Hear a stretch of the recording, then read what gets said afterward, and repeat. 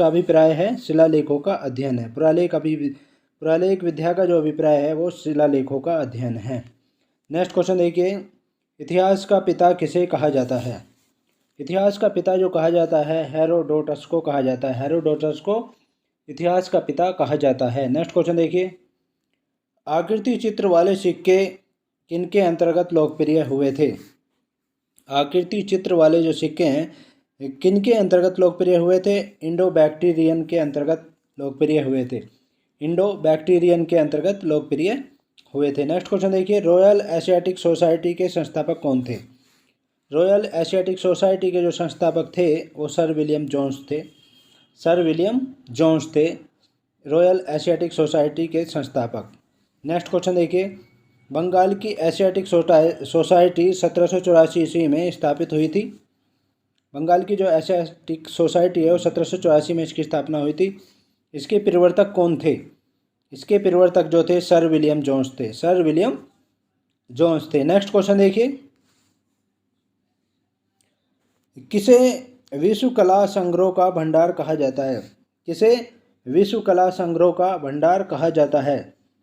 सालार जंग संग्रहालय को विश्व कला संग्रह का भंडार कहा जाता है। सालार जंग संग्रहालय को। नेक्स्ट क्वेश्चन देखिए, सालार जंग संग्रहालय कहाँ स्थित है? सालार जंग संग्रहालय जो स्थित है वो हैदराबाद में स्थित है। हैदराबाद में स्थित है। नेक्स्ट क्वेश्चन देखिए, प्राचीन काल में स्रोत सामग्री लिखने के लिए प्रयुक्त लिपि थी। स्रोत सामग्री लिखने के लिए जो प्रयुक्त लिपि थी वो ब्राह्मी लिपि थी। ब्राह्मी लिपि का यूज करते थे। नेक्स्ट क्वेश्चन देखिए, भारत का सबसे प्राचीनतम संगीत यंत्र क्या है? भारत का सबसे प्राचीनतम संगीत यंत्र क्या है? वो है वीणा। वीणा, आपने समुद्रगुप्त को वीणा बजाते हुए देखा होगा चित्र में। समुद्रगुप्त वीणा का बहुत शौकीन था। नेक्स्ट क्वेश्चन देखिए, गीता का अंग्रेजी में अनुवाद सर्वप्रथम किसने किया? गीता का अंग्रेजी में अनुवाद जो सर्वप्रथम किया था विल्किंसन ने किया था। विल्किंस ने किया था गीता का अंग्रेजी में अनुवाद सर्वप्रथम। नेक्स्ट क्वेश्चन देखिए, सर्वप्रथम किसने बताया कि संस्कृत और लैटिन एक ही परिवार की भाषाएं हैं? सर्वप्रथम किसने बताया कि संस्कृत और लैटिन एक ही परिवार की भाषाएं हैं? विलियम जोन्स ने बताया था। विलियम जोन्स ने बताया था। नेक्स्ट क्वेश्चन देखिए, पुरातात्विक स्रोतों की आयु पता लगाने की विधि है। पुरातात्विक स्रोतों की आयु पता लगाने की विधि जो है स्थिरीकरण पद्धति कहलाती है। स्थिरीकरण पद्धति कहलाती है पुरातात्विक स्रोतों की आयु पता करने की विधि। नेक्स्ट क्वेश्चन देखिए, जीवाश्म की आयु गणना करने के लिए प्रयुक्त रेडियो प्रणाली है। जीवाश्म की आयु गणना करने के लिए प्रयुक्त रेडियो प्रणाली जो है कार्बन डेटिंग है। कार्बन डेटिंग प्रणाली के तहत की जाती है जीवाश्मों की आयु की गणना। नेक्स्ट क्वेश्चन देखिए, ब्राह्मी लिपि को पढ़ने में किससे मदद मिली? ब्राह्मी लिपि को पढ़ने में जो मदद मिली वो सिक्कों से मदद मिली है। ब्राह्मी लिपि को पढ़ने में किससे मदद मिली है? सिक्कों से मदद मिली है। नेक्स्ट क्वेश्चन देखिए, राष्ट्रीय मानव संग्रहालय इंदिरा गांधी राष्ट्रीय मानव संग्रहालय कहाँ स्थित है? राष्ट्रीय मानव संग्रहालय इंदिरा गांधी राष्ट्रीय मानव संग्रहालय कहाँ स्थित है? भोपाल में है। और भोपाल कहाँ पर है? मध्य प्रदेश में है। भोपाल मध्य प्रदेश में है राष्ट्रीय मानव संग्रहालय, जिसका नाम है इंदिरा गांधी राष्ट्रीय मानव संग्रहालय है। नेक्स्ट क्वेश्चन देखिए, पुरापाषाण युग का प्रथम उपकरण प्राप्त हुआ है। पुरापाषाण युग का प्रथम उपकरण जो प्राप्त हुआ है पल्लवरम मद्रास में है। ये पल्लवरम मद्रास में है, चेन्नई में है, वहाँ से प्राप्त हुआ है पुरापाषाण युग का प्रथम उपकरण। नेक्स्ट क्वेश्चन देखिए, शैलाश्रय जिससे सर्वाधिक चित्र मिले हैं। शैलाश्रय जो है जिससे सर्वाधिक चित्र मिले हैं वो भीमबेटका है। भीमबेटका से सर्वाधिक शैल चित्र मिले हैं। नेक्स्ट क्वेश्चन देखिए, प्रागैतिहासिक चित्रकला के लिए प्रसिद्ध स्थल है। प्रागैतिहासिक चित्रकला के लिए जो प्रसिद्ध स्थल है वो भीमबेटका है। भीमबेटका है। नेक्स्ट क्वेश्चन देखिए, भारत में मानव का सर्वप्रथम साक्ष्य मिला है। हमारे देश में मानव का सर्वप्रथम साक्ष्य जो मिला है वो हथनोरा में मिला है, नर्मदा नदी से। हथनोरा में नर्मदा नदी से मिला है। नेक्स्ट, हमारे देश में मानव का सर्वप्रथम साक्ष्य जो मिला है हथनोरा नर्मदा नदी से मिला है। नेक्स्ट क्वेश्चन देखिए, किस काल में धरती पर मानव का आविर्भाव हुआ? ऐसा कौन सा काल था जिसमें धरती पर मानव का आविर्भाव हुआ था? प्लीस्टोसीन काल था। प्लीस्टोसीन काल था, जिसे कहते हैं अभिन्यूतन काल। अभिन्यूतन काल कहा जाता है उसमें। मानव का धरती पर आविर्भाव हुआ था। नेक्स्ट क्वेश्चन देखिए, नक्काशी और चित्रकारी दोनों का आरंभ कब हुआ था? नक्काशी और चित्रकारी दोनों रूपों में कला का आरंभ हुआ था उच्च पुरापाषाण काल में हुआ था। उच्च पुरापाषाण काल में हुआ था। नेक्स्ट क्वेश्चन देखिए, निम्न पुरापाषाण काल में मुख्यतः किस उपकरण का प्रयोग मानव द्वारा किया गया? निम्न पुरापाषाण काल में किस उपकरण का प्रयोग मानव द्वारा किया गया? क्रोड उपकरण का उपयोग। क्रोड उपकरण का प्रयोग मानव द्वारा किया गया। नेक्स्ट क्वेश्चन देखिए, निम्न पुरापाषाण कालीन औजारों में किस कच्चे माल का प्रयोग बहुतायत में हुआ है? निम्न पुरापाषाण काल औजारों में किस कच्चे माल का प्रयोग बहुतायत में हुआ है? वो है क्वार्टरजाइट का प्रयोग हुआ था। क्वार्टरजाइट का प्रयोग हुआ है। नेक्स्ट क्वेश्चन देखिए, हड्डी में औजारों का प्रयोग कब आरंभ हुआ? हड्डी के औजारों का प्रयोग कब आरंभ हुआ? हड्डी के जो औजार बनाए गए थे उसका आरंभ कब हुआ था? उच्च पुरापाषाण काल में हुआ था। उच्च पुरापाषाण काल में हुआ था। नेक्स्ट क्वेश्चन देखिए, रॉबर्ट ब्रूस फ्रूट थे। रॉबर्ट ब्रूस फ्रूट जो थे वो भूगर्भ वैज्ञानिक थे। भूगर्भ वैज्ञानिक थे। रॉबर्ट ब्रूस फ्रूट थे भूगर्भ वैज्ञानिक।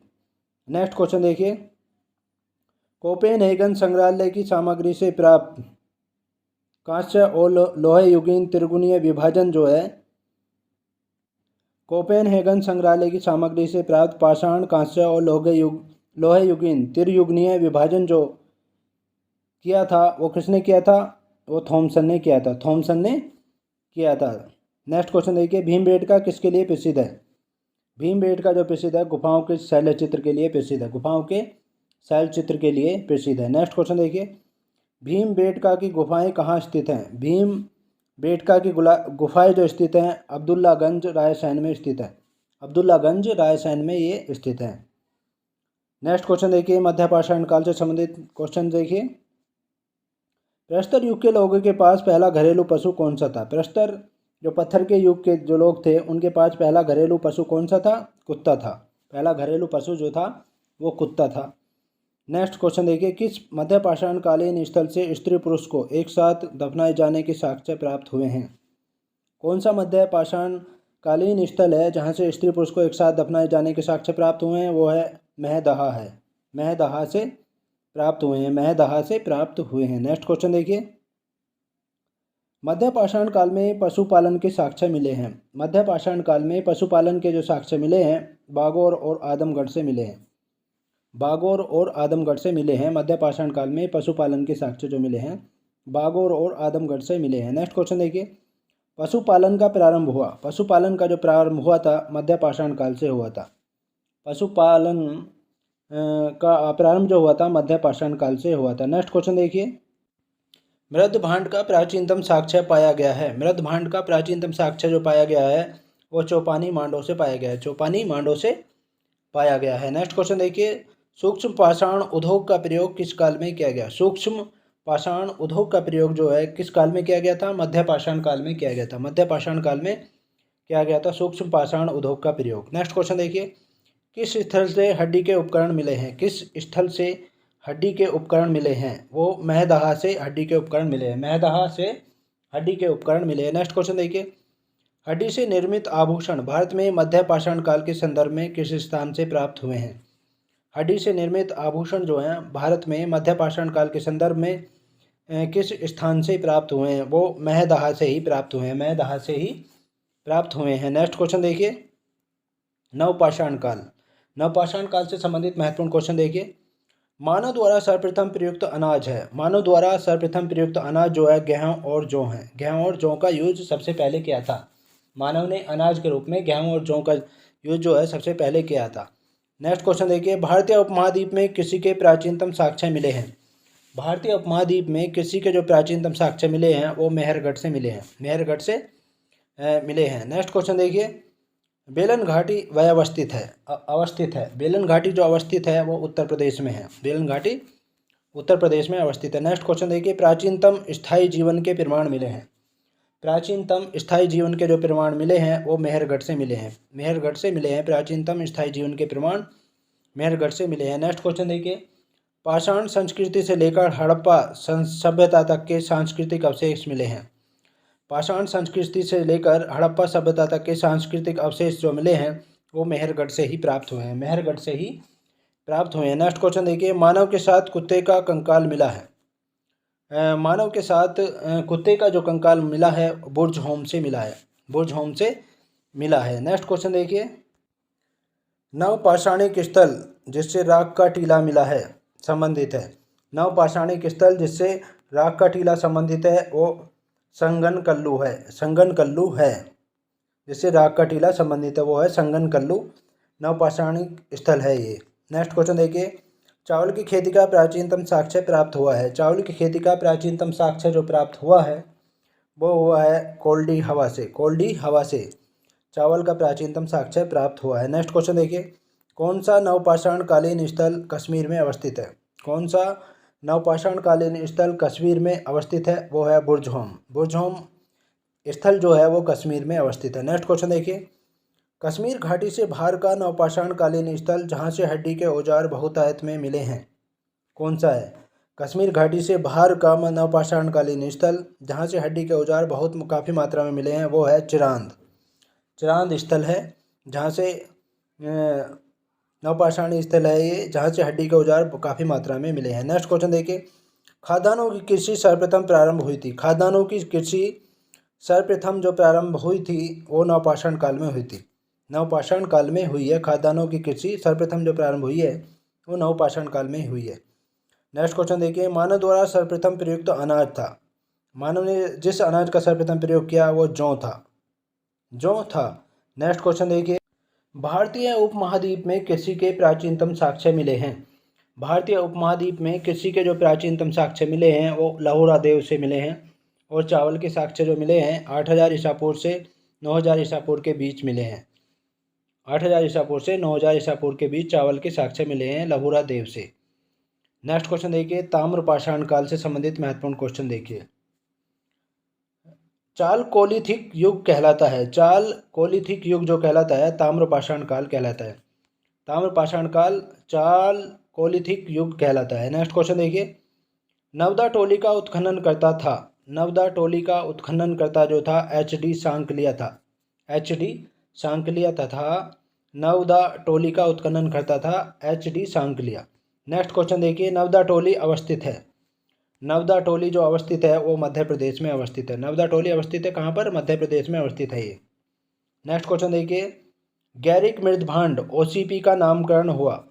गैरिक मृदभांड ओसीपी का जो नामकरण हुआ था कहाँ पर हुआ था, हसीतनापुर में हुआ था, हसीतनापुर में इसका नामकरण हुआ था। नेक्स्ट क्वेश्चन देखिए, जोरवे संस्कृति का संबंध है। जोरवे संस्कृति का जो संबंध है पश्चिमी महाराष्ट्र से है। जोरवे संस्कृति का संबंध है पश्चिमी महाराष्ट्र से है। नेक्स्ट क्वेश्चन देखिए, कौन सा स्थल ताम्रवती के नाम से भी जाना जाता है। कौन सा ऐसा स्थल है जो ताम्रवती के नाम से भी जाना जाता है, ऐसा है आहार, आहार स्थल ऐसा है जो ताम्रवती के नाम से जाना जाता है। नेक्स्ट क्वेश्चन देखिए, किस स्थान पर एक 13 कमरों वाला घर का साक्ष्य प्राप्त हुआ है। कौन सा ऐसा स्थान है जिस पर 13 कमरों वाले एक घर का साक्ष्य प्राप्त हुआ है, वो है भगवानपुरा। भगवानपुरा में 13 कमरों वाले घर का साक्ष्य प्राप्त हुआ है। नेक्स्ट क्वेश्चन देखिए, तांबे से निर्मित सवार सहित 2 पहिए वाले रथ का साक्ष्य कहाँ से प्राप्त हुआ है। तांबे से निर्मित सवार सहित 2 पहिए वाले रथ का साक्ष्य कहाँ से प्राप्त हुआ है, वो दायमाबाद से प्राप्त हुआ है, दायमाबाद से प्राप्त हुआ है। नेक्स्ट क्वेश्चन देखिए, भारत में जिस धातु का प्रयोग मानव ने सर्वप्रथम किया। भारत में जिस धातु का प्रयोग मानव ने सर्वप्रथम किया वो थी तांबा। तांबे का प्रयोग भारत में मानव ने सर्वप्रथम किया। नेक्स्ट क्वेश्चन देखिए, ताम्रपाषाण काल में महाराष्ट्र के लोग मृतकों के घर के फर्श के नीचे किस तरह रखकर, दोबारा से सुनिए, ताम्रपाषाण काल में महाराष्ट्र के लोग मृतकों को घर के फर्श के नीचे किस तरह रखकर दफनाते थे। उत्तर से दक्षिण की ओर रखकर दफनाते थे, उत्तर से दक्षिण की ओर रखकर दफनाते थे। नेक्स्ट क्वेश्चन देखिए, महापाषाण काल से संबंधित महत्वपूर्ण क्वेश्चन देखिए। महापाषाण संस्कृति 500 ईसा पूर्व से 1000 ईस्वी तक का समय था इसका। हम दक्षिण भारत के उस ऐतिहासिक युग से परिचित कराते हैं, हमें दक्षिण भारत के उस ऐतिहासिक युग से परिचित कराती है जब महापाषाण काल में उपयोग में लाए जाते थे। महापाषाण काल में उपयोग में लाए जाते थे। कौन से क्या चीज़ लाते थे? बड़े पत्थरों से घेरी गई समाधियाँ, बड़े पत्थरों से घेरी गई समाधियाँ या कब्रें उपयोग में लाए जाते थे। वो दक्षिण भारत के उस ऐतिहासिक युग से परिचित कराती है हमें। नेक्स्ट क्वेश्चन देखिए, ताम्रपाषाण काल में महाराष्ट्र के लोग मृतकों को घर के फर्श के नीचे दफनाते थे।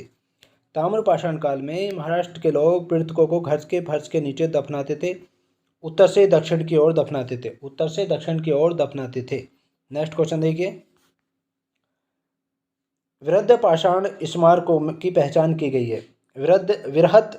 वृहद पाषाण स्मारकों की जो पहचान की गई है, मृतक को दफनाने के स्थान के रूप में की गई है। मृतक को दफनाने के स्थान के रूप में की गई है। नेक्स्ट क्वेश्चन देखिए, दक्कन के अंश टीले या राख के टीले, दक्कन के जो है अंश टीले या राख के टीले प्रदर्शित करते हैं, क्या प्रदर्शित करते हैं? नवपाषाण युग के मवेशी रखने वालों के बस्ती के अवशेष, नवपाषाण युग के मवेशी रखने वालों के बस्ती के अवशेष प्रदर्शित करते हैं। नेक्स्ट क्वेश्चन देखिए, दक्षिण भारत में उगाई जाने वाली पहली फसल है। दक्षिण भारत में जो पहली फसल उगाई गई थी वो रागी थी, रागी उगाई गई थी। नेक्स्ट क्वेश्चन देखिए, राग का टीला किस नवपाषाणिक स्थल से संबंधित है? राग का टीला जो है किस नवपाषाणिक स्थल से संबंधित है? संगनकल्लू से संबंधित है। राग का टीला किस नवपाषाणिक कालीन स्थल से संबंधित है? संगनकल्लू से संबंधित है। नेक्स्ट क्वेश्चन देखिए, हड़प्पा सभ्यता से संबंधित महत्वपूर्ण क्वेश्चन देखिए, हड़प्पा सभ्यता का सर्वप्रथम खोजकर्ता कौन थे? हड़प्पा सभ्यता के सर्वप्रथम खोजकर्ता थे दयाराम साहनी। हड़प्पा सभ्यता के सर्वप्रथम खोजकर्ता जो थे दयाराम साहनी थे। नेक्स्ट क्वेश्चन देखिए, भारत में खोजा गया सबसे पुराना शहर कौन था? भारत में खोजा गया सबसे पुराना शहर कौन था? हड़प्पा था। नेक्स्ट क्वेश्चन देखिए, सिंधु घाटी सभ्यता की खोज के साथ किसका नाम जुड़ा था? सिंधु घाटी सभ्यता की खोज के साथ जो नाम जुड़ा था, सर मोंटिमर व्हीलर का नाम जुड़ा है। सर मोंटिमर व्हीलर का नाम जुड़ा है सिंधु घाटी सभ्यता की खोज के साथ। नेक्स्ट क्वेश्चन देखिए, सिंधु सभ्यता संबंधित है, सिंधु सभ्यता जो संबंधित है आद्य ऐतिहासिक युग से संबंधित है, आद्य ऐतिहासिक युग से संबंधित है सिंधु घाटी सभ्यता। नेक्स्ट क्वेश्चन देखिए, हड़प्पा संस्कृति की जानकारी का प्रमुख स्रोत, हड़प्पा संस्कृति की जानकारी का प्रमुख स्रोत पुरातात्विक खुदाई, बर्तन, जेवर और हथियार तथा औजार हैं। हड़प्पा सभ्यता की जानकारी का प्रमुख स्रोत जो है पुरातात्विक खुदाई है, बर्तन है, जेवर है, हथियार तथा औजार हैं। नेक्स्ट क्वेश्चन देखिए, सिंधु घाटी सभ्यता 3 नदियों के तट पर बसी थी, कौन सी थी वो? एक तो सिंधु नदी थी, चिनाब थी और झेलम थी। सिंधु घाटी सभ्यता जो है इन 3 नदियों के तट पर बसी हुई थी, सिंधु, चिनाब और झेलम पर। तो नेक्स्ट क्वेश्चन देखिए, नमस्कार दोस्तों स्वागत है आपका वर्मा लर्निंग पॉइंट चैनल में। और इस चैनल पर आप देख रहे हो जनरल नॉलेज के अंतर्गत इतिहास से संबंधित महत्वपूर्ण क्वेश्चंस। पिछली वीडियो में मैंने आपको पुरापाषाण काल, मध्य पाषाण काल और नवपाषाण काल के बारे में बताया था। इसमें हड़प्पा सभ्यता के बारे में आपको बताऊंगा। चलिए देखते हैं, हड़प्पा सभ्यता का सर्वप्रथम खोजकर्ता कौन थे? हड़प्पा, क्वेश्चन नंबर 1 है, हड़प्पा सभ्यता के सर्वप्रथम खोजकर्ता कौन थे? तो हड़प्पा सभ्यता के सर्वप्रथम खोजकर्ता जो थे दयाराम साहनी थे, दयाराम साहनी थे। नेक्स्ट क्वेश्चन देखिए, भारत में खोजा गया सबसे पुराना शहर कौन था? भारत में खोजा गया सबसे पुराना शहर जो था हड़प्पा था। और सिंधु घाटी, क्योंकि हड़प्पा सबसे पहले खोजा गया था इसलिए इस सभ्यता का नाम हड़प्पा सभ्यता भी रखा गया है। सिंधु घाटी सभ्यता को हड़प्पा सभ्यता भी कहा जाता है। नेक्स्ट क्वेश्चन देखिए, सिंधु घाटी सभ्यता की खोज के साथ किसका नाम जुड़ा था? सिंधु घाटी सभ्यता की खोज के साथ जो नाम जुड़ा था, सर मोंटिमर व्हीलर का नाम जुड़ा था, सर मोंटिमर व्हीलर का नाम जुड़ा था। नेक्स्ट क्वेश्चन देखिए, सिंधु सभ्यता संबंधित है, सिंधु सभ्यता जो संबंधित है आद्य ऐतिहासिक युग से संबंधित है, आद्य ऐतिहासिक युग से संबंधित है सिंधु सभ्यता। नेक्स्ट क्वेश्चन देखिए, हड़प्पा संस्कृति की जानकारी का प्रमुख स्रोत क्या है? हड़प्पा संस्कृति की जानकारी का प्रमुख स्रोत क्या है? एक तो पुरातात्विक खुदाई है, बर्तन हैं, जेवर हैं, हथियार हैं, औजार हैं। ये सारे जो स्रोत हैं ये हड़प्पा संस्कृति की हमें जानकारी कराते हैं। नेक्स्ट क्वेश्चन देखिए, क्योंकि सिंधु घाटी सभ्यता को अभी तक दोस्तों पढ़ा नहीं गया, सिंधु घाटी सभ्यता की जो लिपि है उसको पढ़ा नहीं जा सका है, इसीलिए हमें पुरातात्विक खुदाई, बर्तन, जेवर, हथियार और औजारों पर ही निर्भर रहना है। नेक्स्ट क्वेश्चन देखिए, सिंधु घाटी सभ्यता जिन नदियों के तट पर बसी थी सिंधु घाटी सभ्यता जिन नदियों के तट पर बसी थी वे थी, एक तो सिंधु थी, चिनाब थी और झेलम थी। इन नदियों के तट पर बसी थी सिंधु घाटी सभ्यता। नेक्स्ट देखिए, मोहनजोदड़ो और हड़प्पा की पुरातात्विक खुदाई के प्रभारी थे। मोहनजोदड़ो और हड़प्पा की जो पुरातात्विक खुदाई हुई थी उसके प्रभारी कौन थे? सर जॉन मार्शल थे। सर जॉन मार्शल थे मोहनजोदड़ो और हड़प्पा की पुरातात्विक खुदाई के प्रभारी।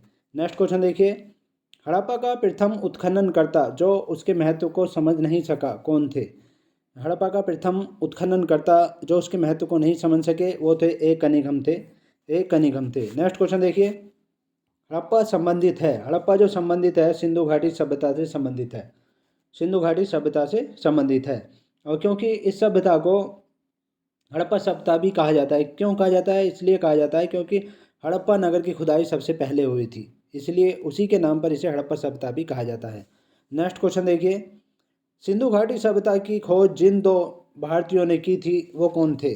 सिंधु घाटी सभ्यता की खोज जो दो भारतीयों ने की थी वो थे राखाल दास बनर्जी और दयाराम साहनी थे। राखाल दास बनर्जी और दयाराम साहनी थे। नेक्स्ट क्वेश्चन देखिए, रेडियो कार्बन विधि द्वारा हड़प्पा सभ्यता का काल निर्धारण किया गया है। रेडियो कार्बन विधि द्वारा जो हड़प्पा सभ्यता का काल निर्धारण किया गया है वो है 2350 ईसा पूर्व से 1750 ईसा पूर्व के बीच का काल निर्धारित किया गया है। 2350 ईसा पूर्व से 1750 ईसा पूर्व के बीच का काल निर्धारित किया गया है रेडियो कार्बन विधि द्वारा। नेक्स्ट क्वेश्चन देखिए,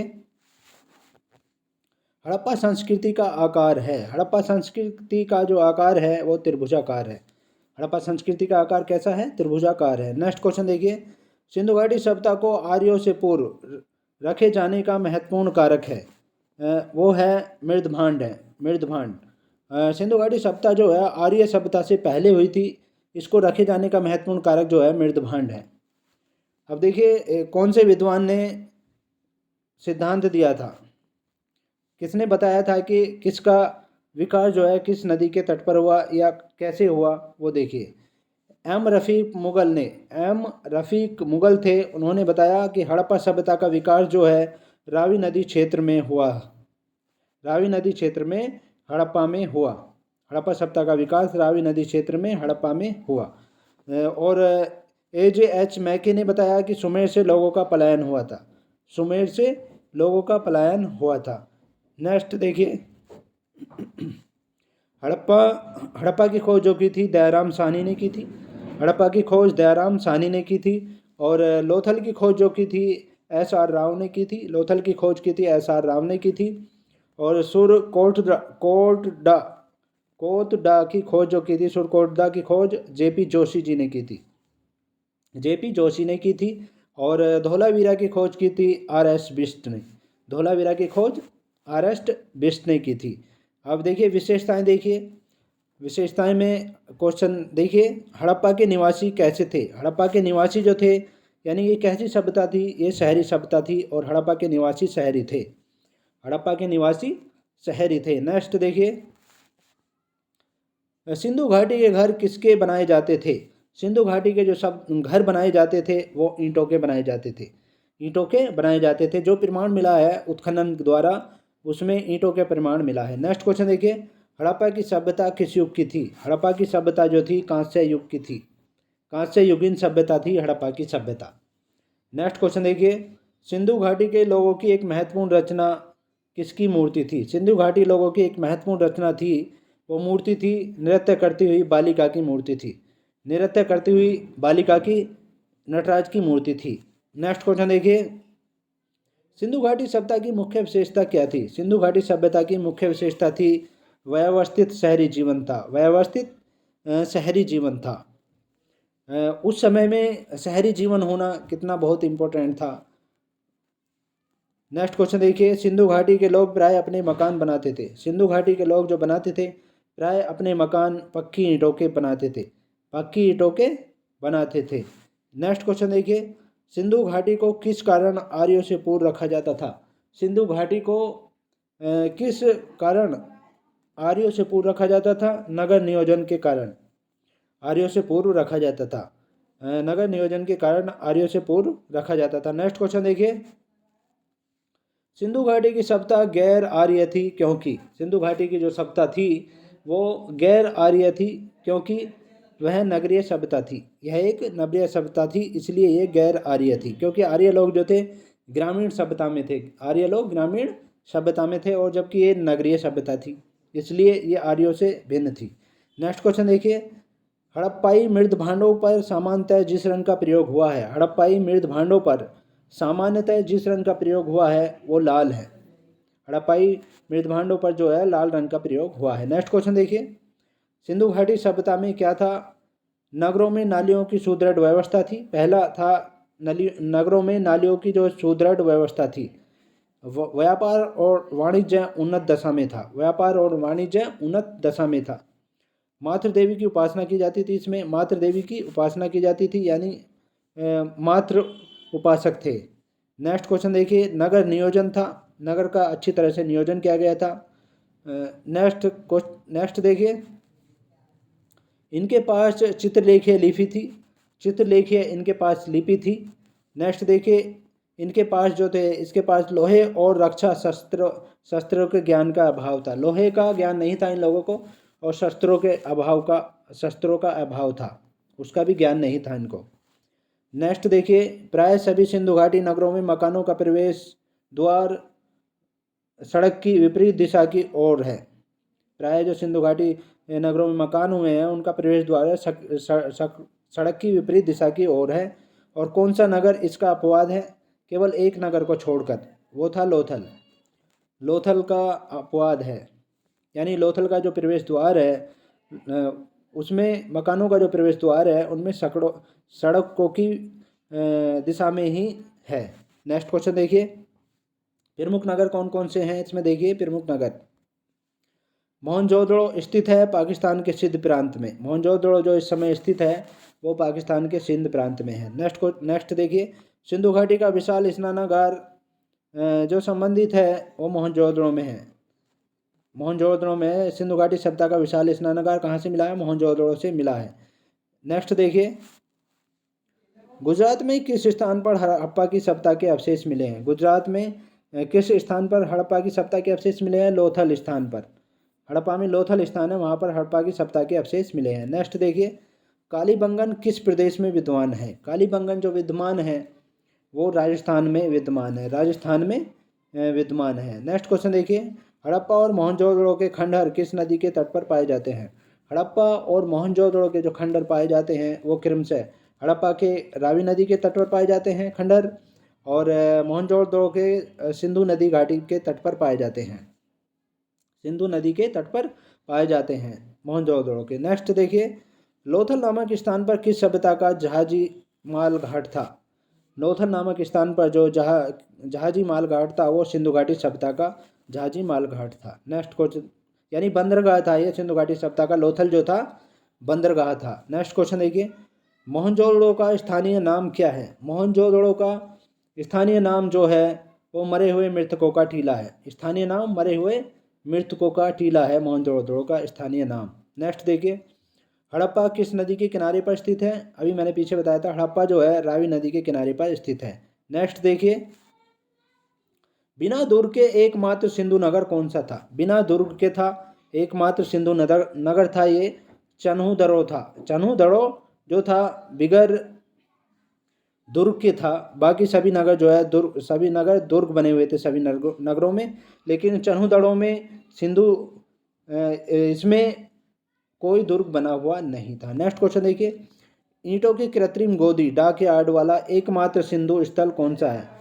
ईंटों की कृत्रिम गोदी डाक यार्ड वाला जो था लोथल था। नेक्स्ट देखिए, लोथल गोदीबाड़ा था। लोथल में गोदीबाड़ा था। और कालीबंगा में क्या मिला है? कालीबंगा में मिला है जुते हुए खेत मिले हैं। जुते हुए खेत मिले हैं और हल्के साक्ष्य मिले हैं। नेक्स्ट देखिए, धोलावीरा में क्या मिले हैं? हड़प्पन लिपि के बड़े आकार के 10 चिन्हों वाला एक शिलालेख मिला है। हड़प्पा लिपि के बड़े आकार मिले हैं और 10 चिन्हों वाला एक शिलालेख मिला है। 10 चिन्हों वाला एक शिलालेख मिला है धोलावीरा में। नेक्स्ट देखिए, बनावली में क्या मिला है? पक्की ईंटों की बनी हुई हल्की प्रतिकृति मिली है। नेक्स्ट देखिए आगे, मोहनजोदड़ो में क्या मिला है? महास्नानागार मिला है या विशाल स्नानागार मिला है? नेक्स्ट देखिए, मोहनजोदड़ो में क्या मिला है? दूसरी चीज़, वृषभ की विख्यात मुद्रा मिली है, वृषभ की बैल की विख्यात मुद्रा मिली है। और जो बुने हुए सूती कपड़े का टुकड़ा मिला है, बुने हुए सूती कपड़े का जो टुकड़ा मिला है वो मोहनजोदड़ो से मिला है, मोहनजोदड़ो से मिला है। बुने हुए सूती कपड़े का टुकड़ा मोहनजोदड़ो से मिला है। नेक्स्ट देखिए, स्थल, हड़प्पा स्थल रावी नदी के तट पर था, हसीतनापुर गंगा नदी के तट पर था। नेक्स्ट देखिए आगे, नागार्जुन कोंडा कृष्णा नदी के तट पर था, पैंथन गोदावरी नदी के तट पर है, और लोथल जो है ये भोगवा नदी के तट पर, और बनावली जो है घग्गर नदी के तट पर है। इसी तरह से नगर देखिए और प्रदेश देखिए, आलमगीरपुर जो है नगर ये उत्तर प्रदेश में है, लोथल गुजरात राज्य में है, कालीबंगा राजस्थान राज्य में है, रोपड़ पंजाब राज्य में है, और रंगपुर जो है सौराष्ट्र या गुजरात में है, रंगपुर। इस तरह से है, दोबारा से बोल देता हूँ, आलमगीरपुर उत्तर प्रदेश में है, लोथल गुजरात में है, कालीबंगा राजस्थान में है, रोपड़ पंजाब में है, रंगपुर सौराष्ट्र गुजरात में है। आगे देखिए, बनावली जो है ये हरियाणा में है, हरियाणा में है बनावली। और दैमाबाद जो है महाराष्ट्र में है, दैमाबाद महाराष्ट्र में है। राखीगढ़ी हरियाणा में है, राखीगढ़ी हरियाणा में है। मांडा जो है जम्मू कश्मीर में है, मांडा जम्मू कश्मीर में है। और धोलावीरा जो है ये गुजरात राज्य में है, धोलावीरा गुजरात राज्य में है। और सिंध में अवस्थित हड़प्पाई मोहर जो है, सिंध में अवस्थित हड़प्पाई नगर जो है मोहनजोदड़ो और चन्हूदड़ो हैं, मोहनजोदड़ो और चन्हूदड़ो हैं। नेक्स्ट देखिए आगे, सिंधु घाटी सभ्यता का पत्थर नगर जो था लोथल था, पत्थर नगर या जिसे बंदरगाह कहा गया है लोथल है। भारत का सबसे बड़ा हड़प्पा सभ्यता का पुरास्थल है राखीगढ़ी। भारत का जो हमारे देश का सबसे बड़ा हड़प्पा सभ्यता का पुरास्थल है वो राखीगढ़ी है। और पाकिस्तान में अवस्थित सिंधु स्थल है वो हड़प्पा है, पाकिस्तान में है वो हड़प्पा है। और हमारे देश में जो है सबसे बड़ा हड़प्पा सभ्यता का पुरास्थल है राखीगढ़ी है। नेक्स्ट देखिए, घग्गर और उसकी सहायक नदियों की घाटी में स्थित सिंधु स्थल जो है बनावली में है, घग्गर और उसकी सहायक नदियों की घाटी में स्थित सिंधु स्थल जो है बनावली में है।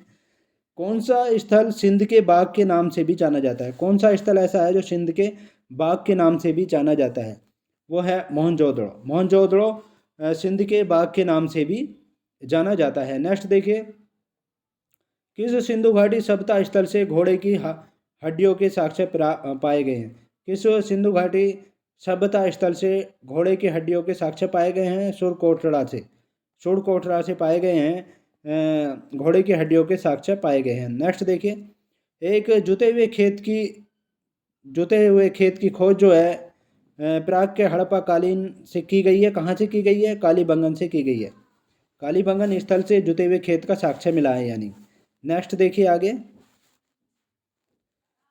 दथेरी एक पर्वतीय हड़प्पीय पुरास्थल है। दथेरी जो है एक पर्वतीय हड़प्पीय पुरास्थल है, गोविंदगढ़ लुधियाना पंजाब में, गोविंदगढ़ लुधियाना पंजाब में है दथेरी। नेक्स्ट देखिए, हड़प्पा संस्कृति के संदर्भ में शैलकृत स्थापत्य के प्रमाण कहाँ से मिले हैं? हड़प्पा संस्कृति के संदर्भ में शैलकृत स्थापत्य के जो प्रमाण मिले हैं वो धोलावीरा से मिले हैं। शैलकृत स्थापत्य के जो प्रमाण मिले हैं कहाँ से? वो धोलावीरा से मिले हैं। नेक्स्ट देखिए, कौन सा हड़प्पीय नगर 3 भागों में विभक्त है? ऐसा हड़प्पीय नगर जो 3 भागों में विभक्त है वो है धोलावीरा, 3 भागों में विभक्त है। नेक्स्ट देखिए, एक उन्नत जल प्रबंधन का साक्ष्य जो मिला है, एक उन्नत जल प्रबंधन का जो साक्ष्य मिला है वो है धोलावीरा में मिला है। उन्नत जल प्रबंधन का साक्ष्य कहाँ से मिला है? धोलावीरा में मिला है। आगे देखिए, समाज के बारे में आपको बताता हूँ, समाज से संबंधित महत्वपूर्ण कौन सा देखिए, सिंधु घाटी सभ्यता के समाज से संबंधित। हड़प्पा के लोगों की सामाजिक पद्धति कैसी थी? हड़प्पा सभ्यता के लोगों की जो सामाजिक पद्धति थी वो उचित समतावादी थी, उचित समतावादी थी। हड़प्पा सभ्यता के लोगों की सामाजिक पद्धति उचित समतावादी थी। नेक्स्ट देखिए, हड़प्पा सभ्यता के मोहरों और टेराकोटा कलाकृतियों में निरूपण नहीं हुआ है गाय का। हड़प्पा सभ्यता की मोहरों और टेराकोटा कलाकृतियों में निरूपण नहीं हुआ है वो गाय का नहीं हुआ है। नेक्स्ट देखिए आगे, घोड़े के जो कहा जाता है कि शतरंज का खेल उद्भूत हुआ था भारत में उद्भूत हुआ था। नेक्स्ट देखिए, अर्थव्यवस्था कैसी थी? सिंधु घाटी सभ्यता का जो पत्थर नगर था, बंदरगाह था, वो लोथल था। और पैमाने की खोज ने यह सिद्ध कर दिया कि सिंधु घाटी के लोग माप और तौल से परिचित थे। यह खोज कहाँ पर हुई है? सिंधु घाटी सप्ताह में एक जगह खोज में मिला है, पैमाना मिला है, जिसकी खोज से यह सिद्ध होता है कि माप और तौल से ये लोग परिचित थे। वो कहाँ पे मिला? हड़प्पा में मिला है, हड़प्पा शहर नगर में मिला है। नेक्स्ट देखिए, हड़प्पा काल की मुद्राओं के निर्माण में मुख्य रूप से किस द्रव का उपयोग किया गया? हड़प्पा काल की मुद्राओं के निर्माण में मुख्य रूप से किस द्रव का उपयोग किया गया है? वो किया गया था स्टियटाइट सेल खड़ी से, स्टियटाइट सेल खड़ी से किया गया है। नेक्स्ट क्वेश्चन देखिए, अफवाह तंत्र का निर्माण सबसे पहले किस सप्ताह के लोगों ने किया था? अफवाह तंत्र का निर्माण सबसे पहले किस सप्ताह के लोगों ने किया था? सिंधु घाटी सप्ताह के लोगों ने किया था, सिंधु घाटी सप्ताह के लोगों ने किया था।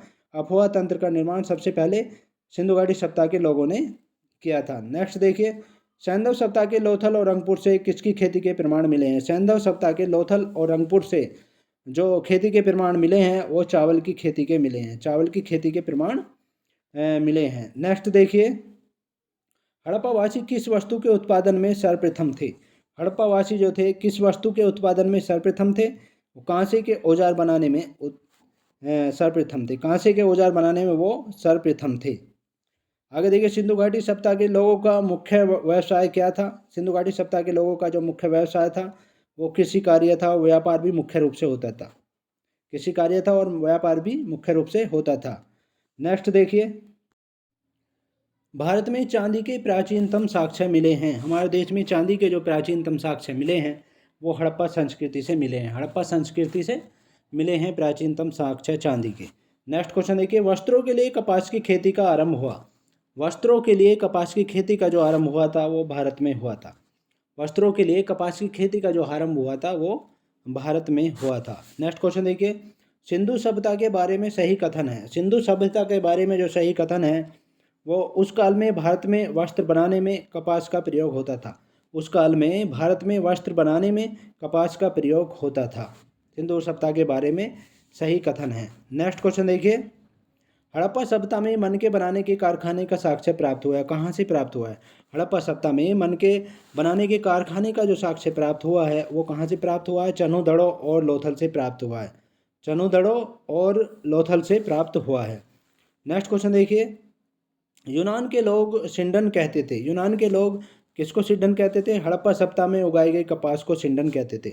यूनान के लोग जो थे सिंडन जो कहते थे वो हड़प्पा सभ्यता में उगाई गई कपास को सिंडन कहते थे। नेक्स्ट देखिए, हाथी दांत का पैमाना प्राप्त हुआ है। हाथी दांत का जो पैमाना प्राप्त हुआ है वो कहाँ से प्राप्त हुआ है? वो लोथल से प्राप्त हुआ है।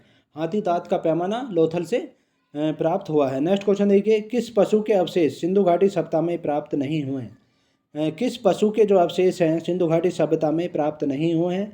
वो है शेर समकालीन सभ्यताओं के संबंध, शेर समकालीन सभ्यताओं के संबंध जो है सिंधु घाटी सभ्यता में प्राप्त नहीं हुए हैं।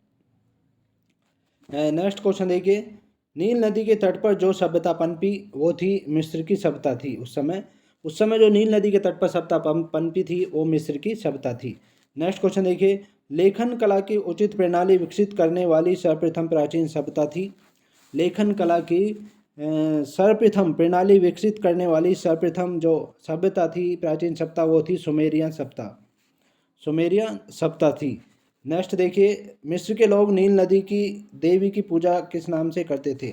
मिस्र के लोग नील नदी की देवी की पूजा जो करते थे वो किस नाम से करते थे? आइसिस नाम से करते थे, आइसिस नाम से नील नदी की देवी की पूजा करते थे। नेक्स्ट क्वेश्चन देखिए, धर्म से संबंधित क्वेश्चन देखिए आगे। सिंधु सिंधु घाटी के लोग किस वृक्ष की पूजा करते थे? सिंधु घाटी के लोग जो पूजा करते थे वो वृक्ष था पीपल वृक्ष की पूजा करते थे, पीपल वृक्ष की पूजा करते थे सिंधु घाटी के लोग। नेक्स्ट क्वेश्चन देखिए, सिंधु घाटी की प्राचीन सभ्यता, प्राचीन संस्कृति और आज के हिंदू धर्म के बीच जैव संबंध था, ऑर्गेनिक संबंध था यानी जैव संबंध था। सिंधु घाटी सभ्यता की प्राचीन संस्कृति और आज के हिंदू धर्म के बीच जो संबंध था, जैव संबंध था, वो था। उसका प्रमाण जो है किसकी पूजा से मिलता है? उसका प्रमाण किसकी पूजा से मिलता है? वो मिलता है शिव और शक्ति की पूजा से, शिव और शक्ति की पूजा से मिलता है। नेक्स्ट क्वेश्चन देखिए, सिंधु घाटी के लोग विश्वास करते थे, सिंधु घाटी के लोग किस में विश्वास करते थे? मातृ शक्ति में विश्वास करते थे। सिंधु घाटी के लोग मातृशक्ति में विश्वास करते थे, मातृ देवी की पूजा करते थे। नेक्स्ट क्वेश्चन देखिए, सिंधु घाटी के लोग पूजा करते थे। सिंधु घाटी के लोग पशुपति की भी पूजा करते थे, पशुपति भगवान शिव की भी पूजा करते थे सिंधु घाटी के लोग। नेक्स्ट क्वेश्चन देखिए, हड़प्पा के लोगों में किस पशु का सर्वाधिक महत्व था? हड़प्पा के लोगों में किस पशु का सर्वाधिक महत्व था? वो एक श्रृंगी था, यूनिकॉर्न, एक श्रृंगी पशु था यूनिकॉर्न, उसका सर्वाधिक महत्व था।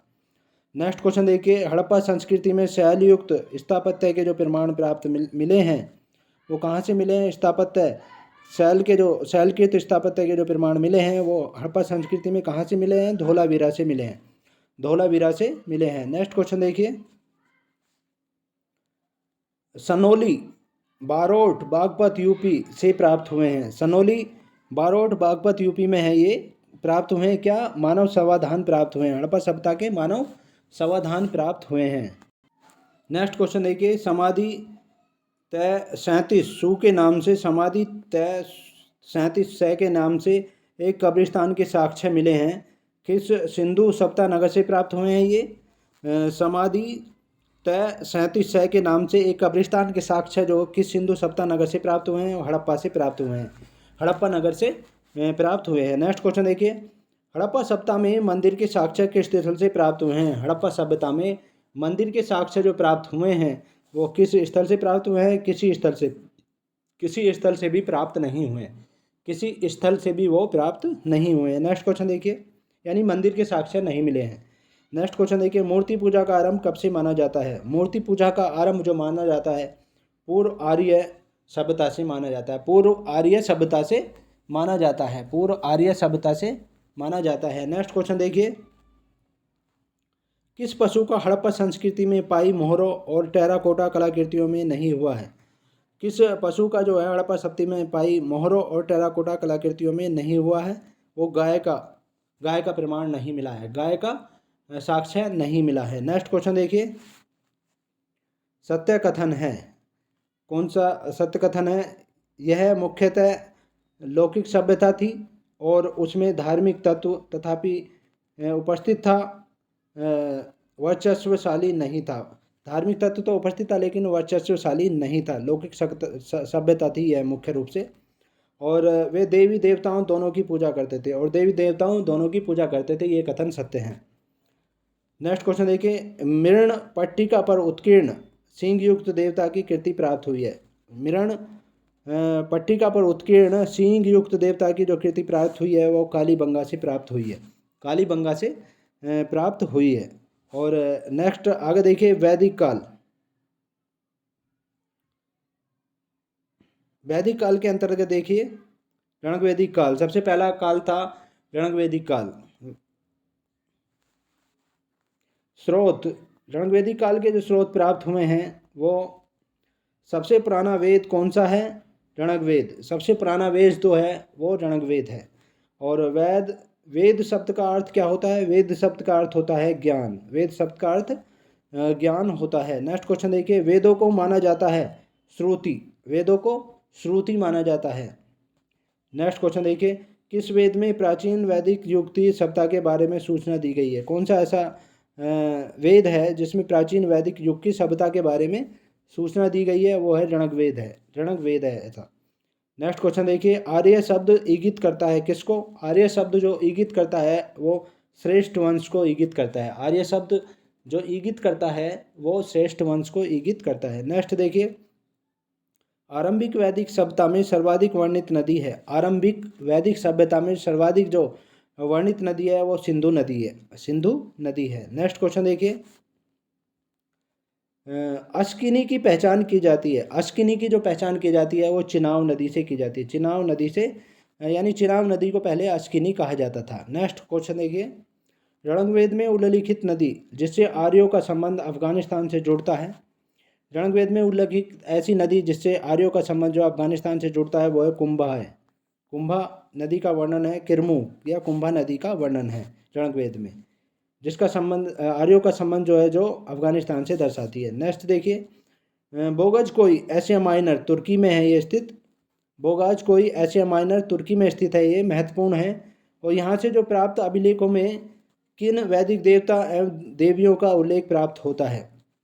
यहाँ से जो प्राप्त अभिलेख हैं उनमें निम्नलिखित वैदिक देवता और देवियों का नाम प्राप्त होता है। वो कौन कौन से? इंद्र, मित्र, वरुण और नारसत्य।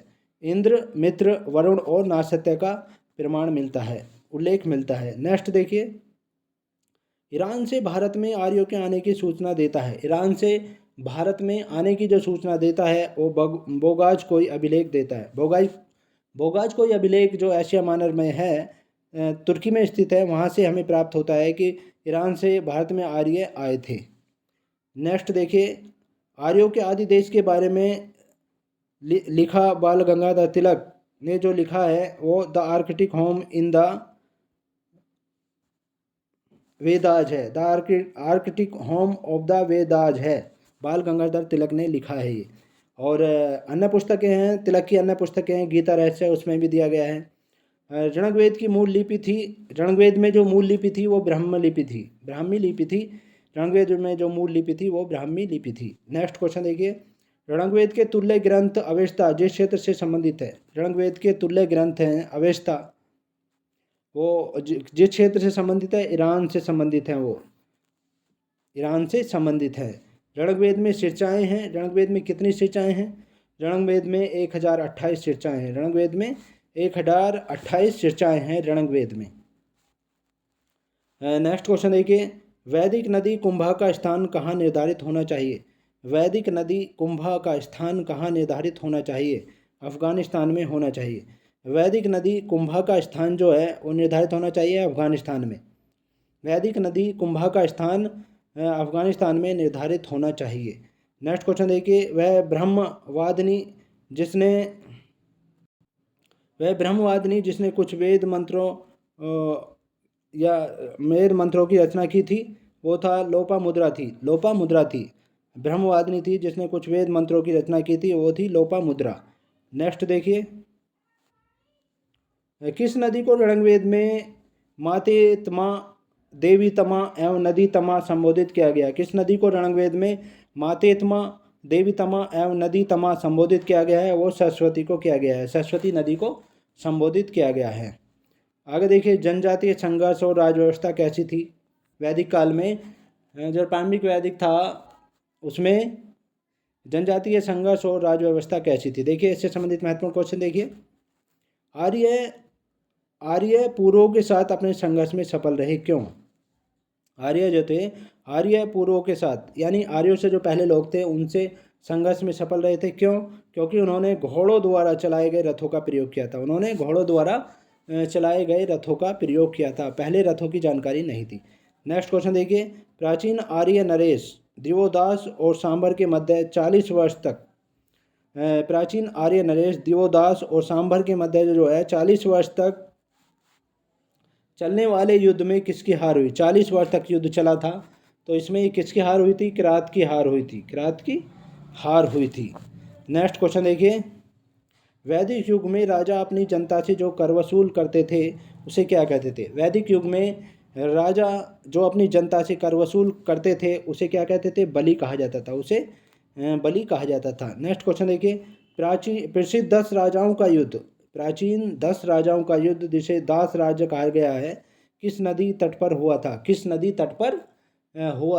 तो ये हुआ था परुष्णी या रावी नदी के तट पर हुआ था। परुष्णी नदी को पहले रावी नदी कहा गया है, इस नदी के तट पर हुआ था।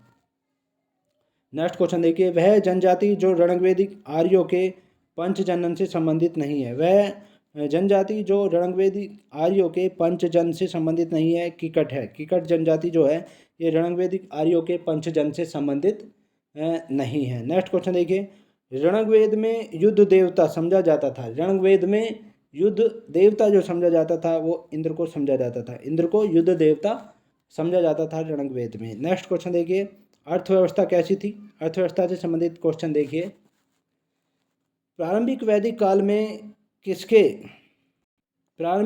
काल किसके लिए उल्लेखनीय था? प्रारंभिक वैदिक काल जो उल्लेखनीय था वो पशुपालन के लिए उल्लेखनीय था। नेक्स्ट देखिए, वैदिक आर्यों का प्रमुख भोजन क्या था? वैदिक आर्य जो थे उनका प्रमुख भोजन क्या था? दूध और इसके उत्पाद थे, दूध से बने हुए उत्पाद थे। नेक्स्ट क्वेश्चन देखिए, ऋग्वेद काल का निष्क जो गले का आभूषण था, ऋग्वेद काल में जो निष्क पहना जाता था वो गले का आभूषण था, और परवर्ती काल में वो बन गया, क्या बन गया, सिक्का बन गया था। वो परवर्ती काल में सिक्का बन गया था। आगे देखिए, प्राचीन काल में आर्यों के जीविकोपार्जन का मुख्य साधन था। प्राचीन काल में आर्यों के जीविकोपार्जन का मुख्य साधन था शिकार और पशुपालन था। शिकार और पशुपालन उनकी मुख्य जीविकोपार्जन था। नेक्स्ट क्वेश्चन देखिए, ऋग्वेद में उल्लिखित यव शब्द प्रयुक्त होता है। ऋग्वेद में उल्लिखित यव शब्द जो प्रयुक्त हुआ है वो जौ के लिए हुआ है, जौ के लिए हुआ है। नेक्स्ट क्वेश्चन देखिए, वैदिक काल में एधन्य कहा गया है। एघन्या जो कहा गया है वो गाय को कहा गया है। ऋग्वेदिक काल में एघन्या जो कहा गया है वो गाय को कहा गया है। प्राचीन काल में आर्यों के जीविकोपार्जन का मुख्य साधन था। प्राचीन काल में आर्यों के जीविकोपार्जन का जो मुख्य साधन था वो शिकार था, शिकार था। नेक्स्ट क्वेश्चन देखिए, ऋग्वेद काल के प्रारंभ में किसे महत्वपूर्ण मूल्यवान संपत्ति समझा जाता था। ऋग्वेद काल के प्रारंभ में किसे महत्वपूर्ण मूल्यवान संपत्ति समझा जाता था, वो समझा जाता था गाय को महत्वपूर्ण मूल्यवान संपत्ति समझा जाता था। नेक्स्ट देखिए, ऋग्वेदिक कालीन समाज से संबंधित महत्वपूर्ण क्वेश्चन देखिए। क्वेश्चन नंबर 1, भारत में आर्य सर्वप्रथम कहाँ आकर बसे। भारत में आर्य सर्वप्रथम कहाँ आकर बसे, वो सिंधु घाटी में बसे थे। सिंधु घाटी में आकर बसे थे आर्य लोग। नेक्स्ट क्वेश्चन देखिए, स्त्रियों की पुरुषों से बराबरी का काल था। स्त्रियों की पुरुषों से जो बराबरी होती थी वो ऋग्वेदिक काल था, ऋग्वेदिक काल था। नेक्स्ट क्वेश्चन देखिए, आरंभिक वैदिक काल में वर्ण व्यवस्था किस पर आधारित थी। आरंभिक जो वैदिक काल था उसमें वर्ण व्यवस्था जो थी किस पर आधारित थी, वह व्यवसाय पर आधारित थी, व्यवसाय पर आधारित थी। नेक्स्ट देखिए, क्लासिकीय अर्थ में आर्य शब्द का अर्थ है। क्लासिकीय अर्थ में आर्य शब्द का जो अर्थ है एक उत्तम व्यक्ति है। आर्य शब्द का अर्थ एक उत्तम व्यक्ति है। नेक्स्ट क्वेश्चन देखिए, गोत्र शब्द का प्रयोग सर्वप्रथम हुआ है। गोत्र शब्द का जो प्रयोग हुआ है सर्वप्रथम वो ऋग्वेद में हुआ है। सर्वप्रथम ऋग्वेद में हुआ है गोत्र शब्द का प्रयोग। नेक्स्ट क्वेश्चन देखिए, किस वैदिक ग्रंथ में वर्ण शल्य का सर्वप्रथम नामोल्लेख किया गया है। वर्ण शल्य का सर्वप्रथम नामोल्लेख जो किया गया है वो ऋग्वेद में किया गया है, ऋग्वेद में किया गया है। नेक्स्ट क्वेश्चन देखिए,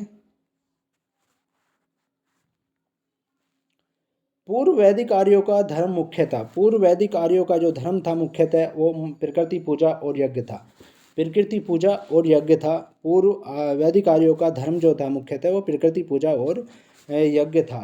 और धर्म से संबंधित क्वेश्चन देखिए आगे, वेद मंत्रे की रचना करने वाली ब्रह्मवादिनी, वेद मंत्रों की रचना करने वाली ब्रह्मवादिनी कौन थी, वो लोपामुद्रा थी। उस समय लोपामुद्रा थी।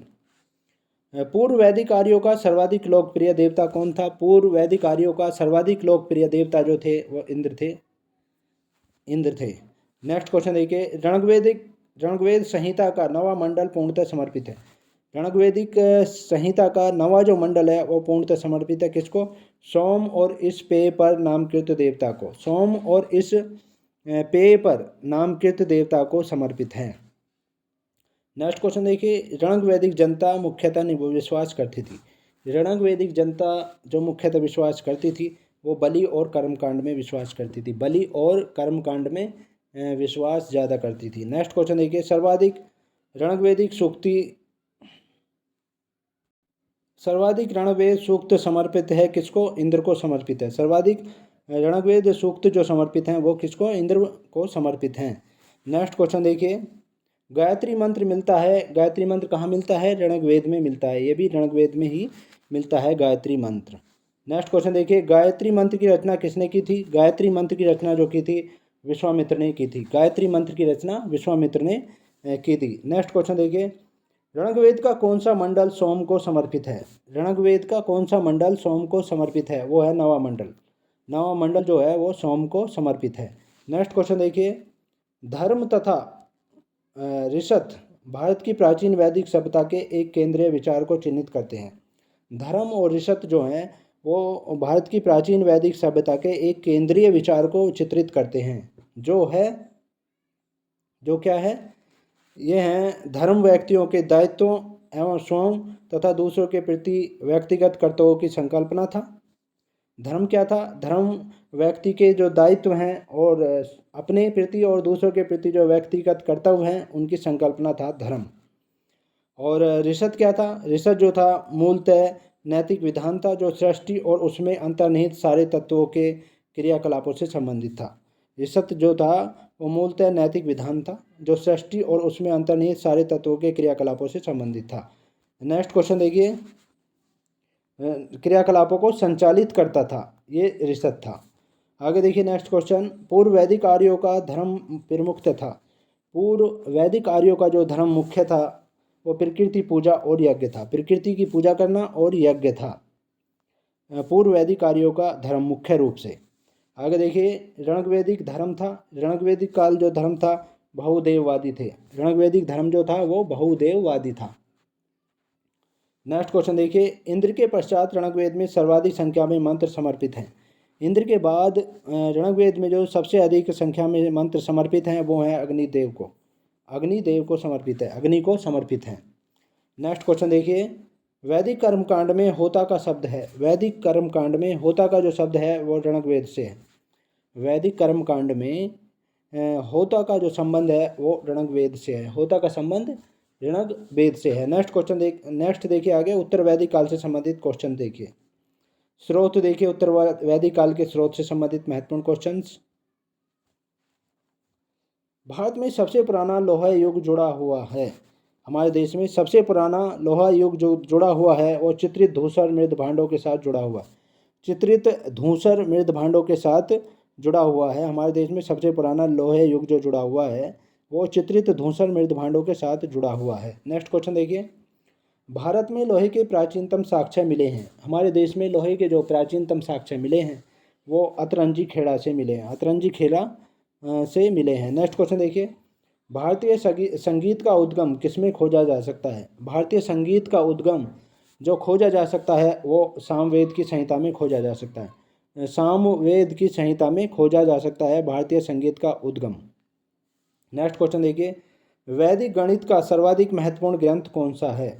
वैदिक गणित जो है उसका सर्वाधिक महत्वपूर्ण ग्रंथ कौन सा है?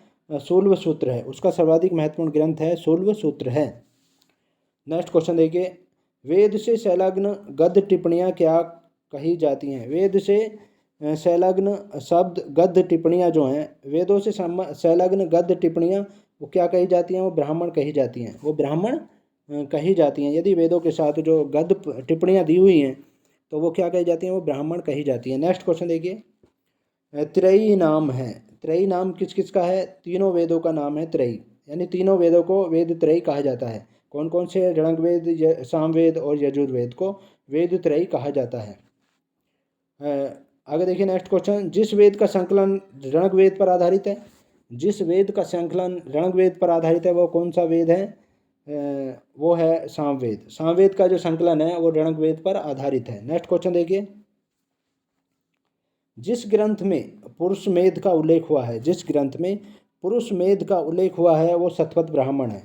जिस ग्रंथ में पुरुष मेध का उल्लेख हुआ है वो शतपथ ब्राह्मण है, यानी शतपथ ब्राह्मण ग्रंथ में जो है पुरुष मेध का उल्लेख हुआ है। नेक्स्ट क्वेश्चन देखिए, आयुर्वेद अर्थात जीवन का विज्ञान का उल्लेख सर्वप्रथम मिलता है। आयुर्वेद तथा विज्ञान, जीवन के विज्ञान का जो उल्लेख सर्वप्रथम मिलता है वो अथर्ववेद में मिलता है। अथर्ववेद में सबसे पहले मिलता है। नेक्स्ट क्वेश्चन देखिए, 800 से 600 ईसा पूर्व का काल जुड़ा है। 800 से लेकर 600 ईसा पूर्व के बीच का जो काल है वो ब्राह्मण युग से जुड़ा है। वो ब्राह्मण युग से जुड़ा है। नेक्स्ट क्वेश्चन देखिए, सर्ग, प्रतिसर्ग, वंश, मनवंतर और वंशानुचरित संकेतक हैं। सर्ग, प्रतिसर्ग, वंश, मनवंतर और वंशानुचरित संकेतक जो हैं वो प्राणों के हैं। किसके हैं? प्राणों के संकेतक हैं। नेक्स्ट क्वेश्चन देखिए, प्राणों की संख्या है। प्राणों की संख्या कितनी है? 18। कुल प्राणों की संख्या कितनी है? 18 है। हिंदू पौराणिक कथा के अनुसार समुद्र मंथन हेतु किस सर्प ने रस्सी के रूप में स्वयं को प्रस्तुत किया? हिंदू पौराणिक कथा के अनुसार समुद्र मंथन हेतु किस सर्प ने रस्सी के रूप में स्वयं को प्रस्तुत किया? किस सर्प ने रस्सी के रूप में स्वयं को प्रस्तुत किया था? वो वासुकी ने किया था। हिंदू पौराणिक कथा के अनुसार जो है, जिस समय समुद्र मंथन हुआ उस समय एक सर्प को रस्सी के रूप में बनाया गया था, तो वो सर्प था वासुकी। नेक्स्ट क्वेश्चन देखिए, महाभारत मूलतः किस रूप में जानी जाती है? महाभारत जो मूलतः जानी जाती है वो जय संहिता रूप में जानी जाती है, जय संहिता रूप में जानी जाती है महाभारत। आगे देखिए, नेक्स्ट क्वेश्चन देखिए, श्रीमद् भागवत मूलतः लिखी गई है, श्रीमद् भागवत कथा जो लिखी गई है वो श्रीमद् भागवत कथा वो संस्कृत में लिखी गई है, मूलतः संस्कृत में लिखी गई है। नेक्स्ट क्वेश्चन देखिए, वर्ण व्यवस्था से संबंधित पुरुष सूक्त मूलतः पाया जाता है। वर्ण व्यवस्था से संबंधित पुरुष सूक्त जो मूलतः पाया जाता है वो ऋग्वेद में पाया जाता है, वो मूलतः ऋग्वेद में पाया जाता है। वर्ण व्यवस्था से संबंधित पुरुष सूक्त जो मूलतः पाया जाता है वो ऋग्वेद में पाया जाता है। नेक्स्ट क्वेश्चन देखिए, वैदिक साहित्य का सही क्रम है। वैदिक साहित्य का जो सही क्रम है वो वैदिक संहिताएं हैं, ब्राह्मण है, आरण्यक है और उपनिषद है। वैदिक साहित्य का जो सही क्रम है वो वैदिक संहिताएं हैं, ब्राह्मण है, आरण्यक है, उपनिषद है। ये वैदिक साहित्य का सही क्रम है। पहले वैदिक संहिताएं बनी, फिर ब्राह्मण, फिर आरण्यक, फिर उपनिषद का निर्माण हुआ, इस तरह से है। नेक्स्ट देखिए, नेक्स्ट क्वेश्चन देखिए, शतपथ ब्राह्मण में उल्लिखित राजा, शतपथ ब्राह्मण में जो उल्लिखित राजा का उल्लेख है विधेद माधव से संबंधित ऋषि थे। विधेद राजा का जो उल्लेख है विधेद माधव, उससे संबंधित जो ऋषि थे ऋषि गौतम थे, ऋषि गौतम राहुगण थे, ऋषि गौतम राहुगण थे। नेक्स्ट क्वेश्चन देखिए, 6ठी शताब्दी ईसा पूर्व से लेकर 3री शताब्दी ईसा पूर्व तक का समय कहलाता है। 6ठी शताब्दी ईसा पूर्व से लेकर 3री शताब्दी ईसा पूर्व तक का जो समय कहलाता है वो सूत्रकाल कहलाता है, वो सूत्रकाल कहलाता है। नेक्स्ट क्वेश्चन देखिए, आयुर्वेद अर्थात जीवन का सिद्धांत, जीवन का विज्ञान का उल्लेख सर्वप्रथम मिलता है। आयुर्वेद अर्थात जीवन का विज्ञान का जो उल्लेख सर्वप्रथम मिलता है वो अथर्ववेद में मिलता है। आयुर्वेद अर्थात जीवन का विज्ञान का उल्लेख जो सर्वप्रथम मिलता है वो अथर्ववेद में मिलता है।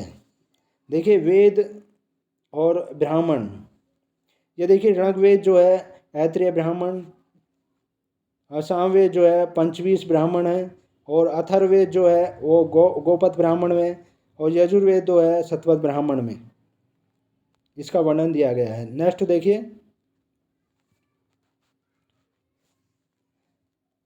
वैदिक नदियाँ जो हैं और आधुनिक नाम, उस समय की नदियों के नाम और आधुनिक नाम क्या क्या हैं उनके। देखिए, कुंभा का इस समय वर्तमान में नाम है काबुल, काबुल नदी कहा जाता है कुंभा नदी को।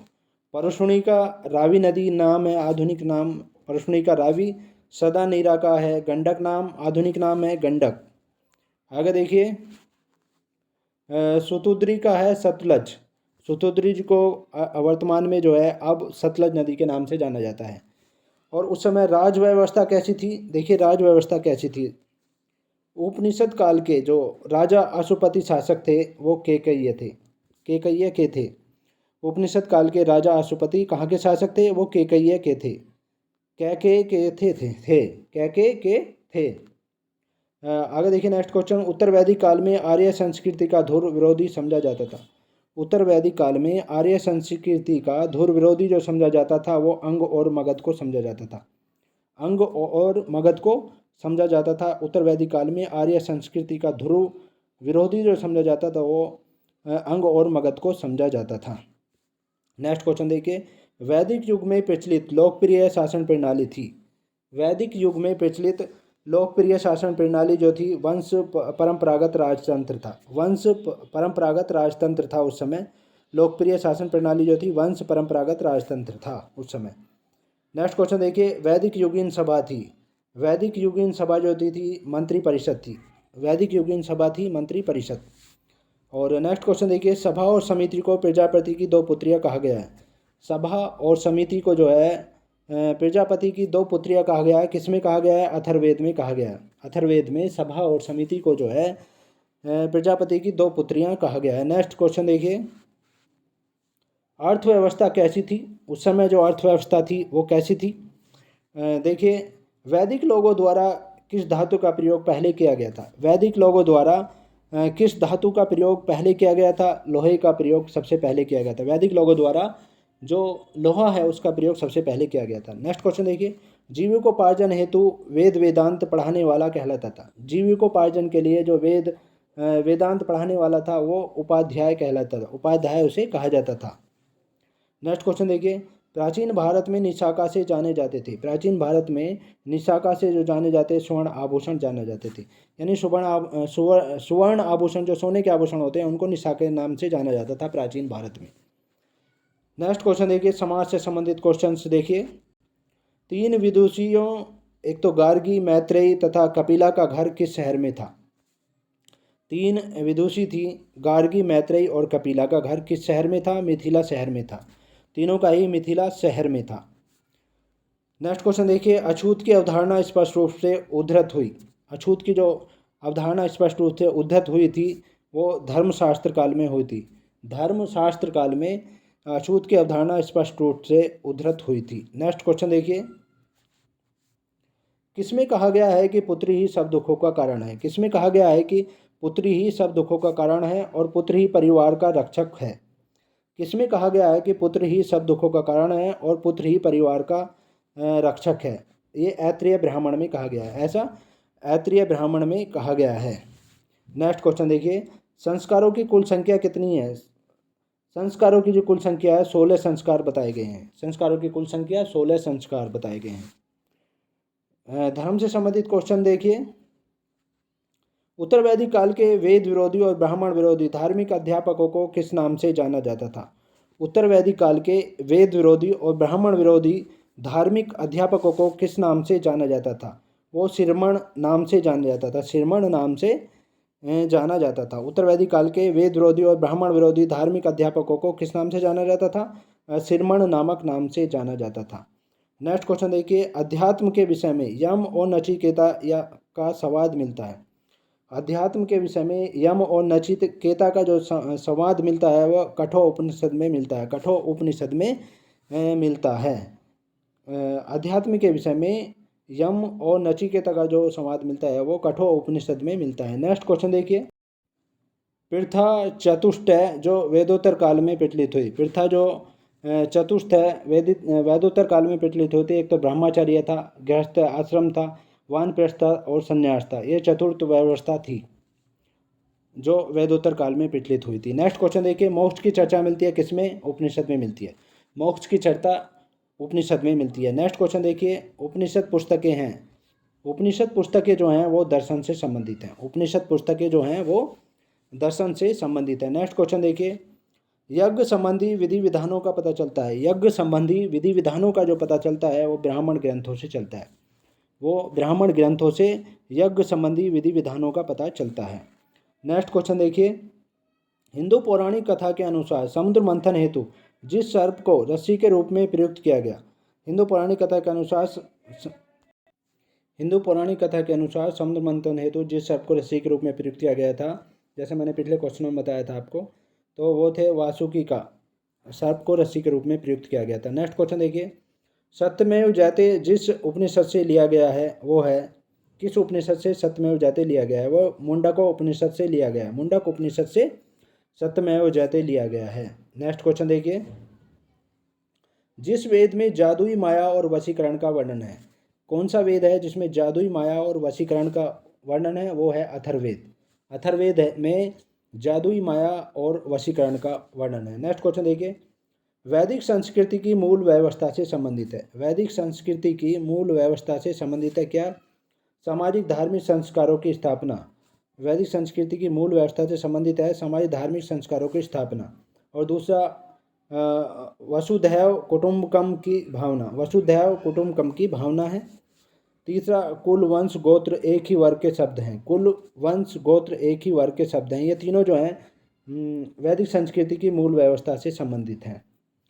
नेक्स्ट क्वेश्चन देखिए, किस वेद को अथ अंगिरस वेद के नाम से भी जाना जाता है? किस वेद को अथ अंगिरस वेद के नाम से भी जाना जाता है? अथर्ववेद को अथ अंगिरस वेद के नाम से भी जाना जाता है। नेक्स्ट क्वेश्चन देखिए, ब्रह्मा विष्णु महेश अर्थात त्रिदेव की कथा का उल्लेख सर्वप्रथम मिलता है। ब्रह्मा विष्णु महेश ये अर्थात त्रिदेव की कथा का जो उल्लेख सर्वप्रथम मिलता है वो गोपथ में मिलता है। गोपथ में मिलता है। नेक्स्ट क्वेश्चन देखिए, ब्राह्मण में देखिए आगे ब्राह्मण में क्या मिलता है? पशुओं और चरागाहों का देवता जिसे बाद में शूद्रों के देवता के रूप में मान्यता मिली वो था पूषण। पशुओं और चरागाहों का देवता था जिसे बाद में शूद्रों के देवता के रूप में मान्यता मिली थी वो था पूषण। कुषण को शूद्रों के देवता के रूप में मान्यता मिली थी। नेक्स्ट क्वेश्चन देखिए, पुनर्जन्म का प्रथम उल्लेख मिलता है। पुनर्जन्म का प्रथम उल्लेख जो मिलता है बृहदारण्य उपनिषद से मिलता है। बृहदारण्य उपनिषद से मिलता है। पुनर्जन्म का प्रथम उल्लेख बृहदारण्य उपनिषद से मिलता है। नेक्स्ट क्वेश्चन देखिए, किसे देवताओं का पुरोहित माना जाता है। किसे देवताओं का गुरु या पुरोहित माना जाता है, वो है बृहस्पति को। बृहस्पति को देवताओं का पुरोहित या गुरु माना जाता है। नेक्स्ट क्वेश्चन देखिए, प्रसिद्ध नैमिषारण्य तीर्थ किस जनपद में स्थित है। प्रसिद्ध नैमिषारण्य तीर्थ किस जनपद में स्थित है, वो है सीतापुर उत्तर प्रदेश में स्थित है। प्रसिद्ध नैमिषारण्य तीर्थ जो स्थित है वो है सीतापुर उत्तर प्रदेश में स्थित है। नेक्स्ट क्वेश्चन देखिए, ऋग्वेद में ईश्वर महिमा स्रोत एवं प्रार्थनाएं हैं। ऋग्वेद में क्या है, ईश्वर की महिमा है, स्रोत हैं एवं प्रार्थनाएं हैं। और यजुर्वेद में क्या है, यजुर्वेद में जो दिया गया है बलिदान विधि है, बलिदान करने की विधि है, स्रोत हैं और कर्मकांड हैं, स्रोत हैं एवं कर्मकांड हैं। नेक्स्ट देखिए, सामवेद में क्या है, सामवेद में संगीत दिया हुआ है और संगीत में स्रोत हैं, संगीत है और संगीत में स्रोत हैं सामवेद में। नेक्स्ट देखिए, अथर्ववेद में क्या है, अथर्ववेद में औषधियों से संबंधित और तंत्र मंत्र एवं वशीकरण है। और औषधियों से संबंधित हैं और तंत्र मंत्र हैं और वशीकरण है अथर्ववेद में। महाजनपद काल देखिए, महाजनपद काल से संबंधित क्वेश्चन देखिए आगे। महाजनपद काल स्टार्ट होता है, किस प्रकार का मृदभांड या पोट्री भारत में द्वितीय शहरीकरण के प्रारंभ का प्रतीक माना गया। किस प्रकार का मृदभांड या पोट्री भारत में द्वितीय शहरीकरण, पहला शहरीकरण जो था वो सिंधु घाटी सभ्यता में था, पहली सभ्यता शहरी सभ्यता थी वो। दूसरा जो शुभारंभ हुआ था, द्वितीय शहरीकरण का प्रारंभ जो हुआ था वो किस में, चित्रित धूसर बृहदभांड में मिलता है, चित्रित धूसर बृहदभांड में मिलता है। नेक्स्ट क्वेश्चन देखिए, अभिलेखीय साक्ष्य से प्रकट होता है कि नंद राजा के आदेश से एक नहर खोदी गई थी। अभिलेखीय साक्ष्य, ऐसा अभिलेख साक्ष्य कहाँ पर मिला है जिससे पता चलता है कि नंद राजा के आदेश से एक नहर खोदी गई थी, वो मिलता है कलिंग में मिलता है। अभिलेखीय साक्ष्य मिलता है कलिंग में। नेक्स्ट क्वेश्चन देखिए, तो नेक्स्ट पार्ट में आपसे फिर मुलाकात होगी, तब तक के लिए शुक्रिया, थैंक्स सो मच।